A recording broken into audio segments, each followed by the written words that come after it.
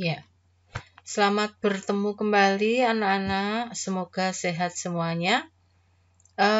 Pada pertemuan sebelumnya, kita sudah membahas mengenai faktor yang mendorong seseorang untuk hidup bersama dengan orang lain, kemudian syarat terbentuknya kelompok sosial, ya.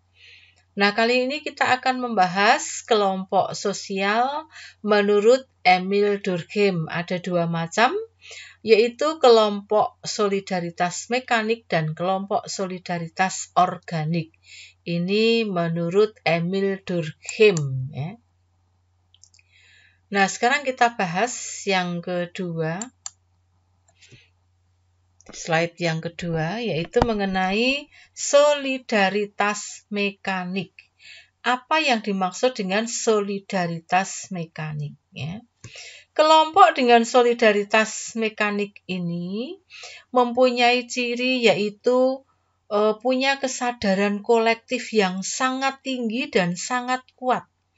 Apa tuh kesadaran kolektif? Kesadaran kolektif adalah kesadaran kebersamaan. Jadi mereka lebih mengutamakan kebersamaan atau bahasa Jawanya sayuk rukun.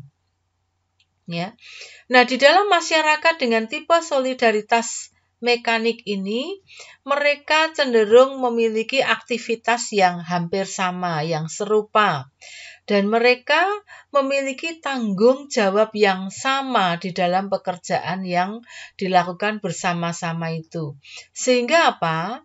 Di lingkungan masyarakat dengan tipe solidaritas mekanik ini cenderung belum ada pembagian pekerjaan. Kenapa? Karena semuanya dikerjakan bersama-sama. Selain itu, ya, mereka lebih mengedepankan kesamaan perilaku dan sikap yang sudah ada secara turun-temurun di lingkungan masyarakat tersebut.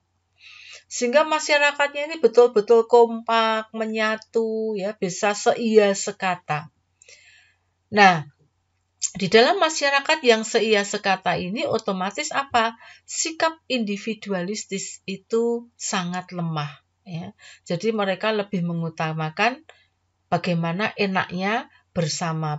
Yang diutamakan adalah keinginan bersama. Makanya orientasi utamanya adalah kepentingan bersama, bukan yang sifatnya individu.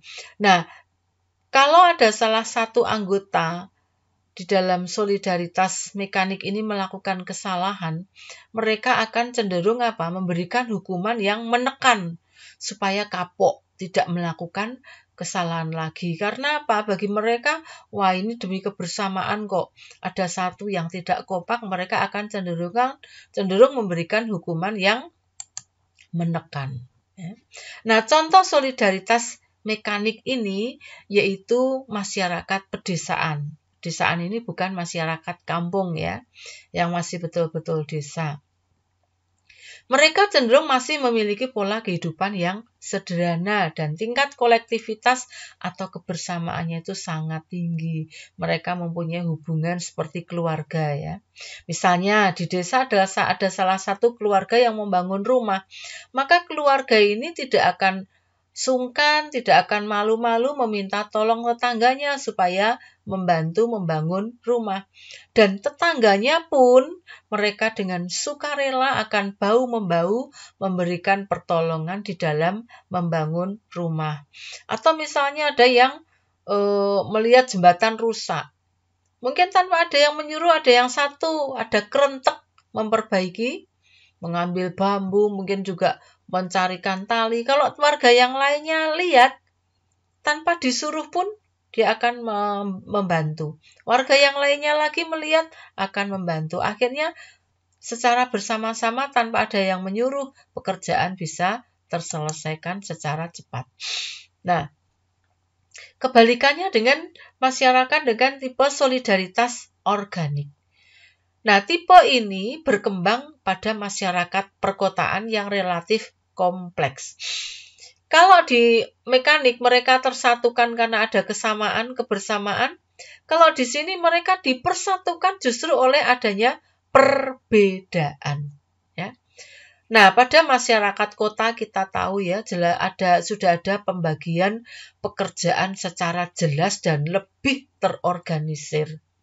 Misalnya di perusahaan ada direktur, ada manajer khusus HRD atau SDM, ada manajer operasional, manajer keuangan, marketing, manajer gudang, dan sebagainya. Mereka mempunyai tugas yang berbeda-beda tetapi saling terkait.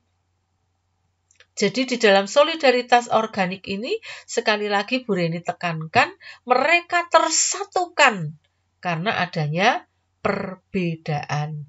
Nah, di dalam solidaritas organik ini ada ketergantungan yang sangat tinggi antar bagiannya. Ya. Nah, contoh yang jelas ini ya, misalnya di pabrik rokok.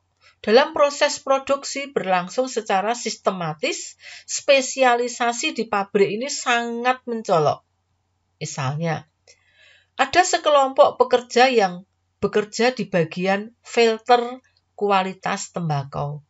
Ada pekerja yang tugasnya ngelinting ya, ngelinting tembakau ya supaya jadi rokok. Ada yang bagian packing, ada yang bagian pemasaran, dan sebagainya. Nah, solidaritas sosial yang terbentuk di sini betul-betul karena masing-masing bagian itu berbeda dan saling terkait. Ya kalau yang satu nggak bekerja, yang lainnya nggak bisa kerja. Jadi harus ada betul-betul keterkaitan antara bagian yang satu dengan bagian yang lain supaya semuanya bisa jalan. Kalau di mekanik dikerjakan bersama-sama. Ini bersama-sama tetapi masing-masing tugasnya berbeda-beda. Itu perbedaan antara solidaritas mekanik dan organik. Semoga bisa dipahami ya.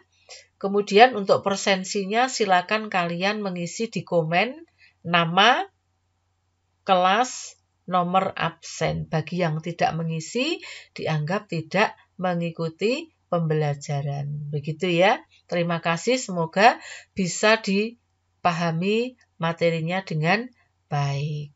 Oke.